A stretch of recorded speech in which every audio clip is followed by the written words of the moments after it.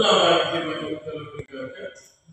క్రీస్తునందు ప్రియమైనటువంటి దేవుని ప్రియులారా, ఈ సమయంలో సెయింట్ థోమా మౌంట్ చెన్నైలో ఈ విధంగా ఆయన భారతదేశానికి వచ్చి తన ప్రేమను, దేవుడి ప్రేమను వెల్లడి చేశారు. ఇక్కడికి వచ్చి తన ప్రాణాన్ని పెట్టారు. అటువంటి ఈ యొక్క సిగ్నల్ ఇవన్నీ చూడడానికి దేవుడు ప్రభు చెప్పారు. ఇక్కడ గమనించినప్పుడు తోమా గారిని మరి ఆయన చెప్పబడినప్పుడు ఆ దేహాన్ని గురించినటువంటి సిగ్నల్ చూస్తా ఉన్నాం. ఇంకా ఇక్కడ చూసినప్పుడు తోమా గారిని బల్లెంతో ఎలాగా పొడుస్తున్నారనేది మనకు తెలుస్తుంది. ఇక్కడ గమనించినప్పుడు తోమా గారు ఇక్కడ ప్రార్థన చేయడం మనం చూస్తున్నాం.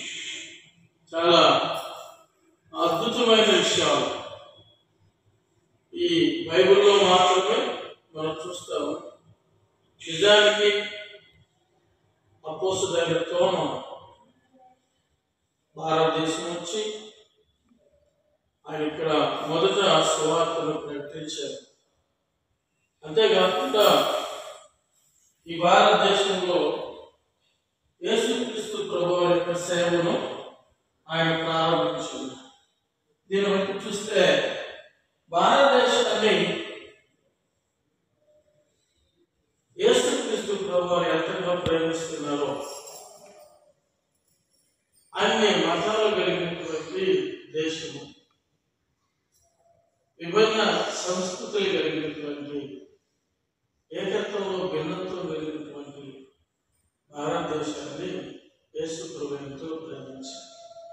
అందుకే అపోస్తలులైన తన శిష్యులలో తోమాని భారతదేశానికి పంపించారు.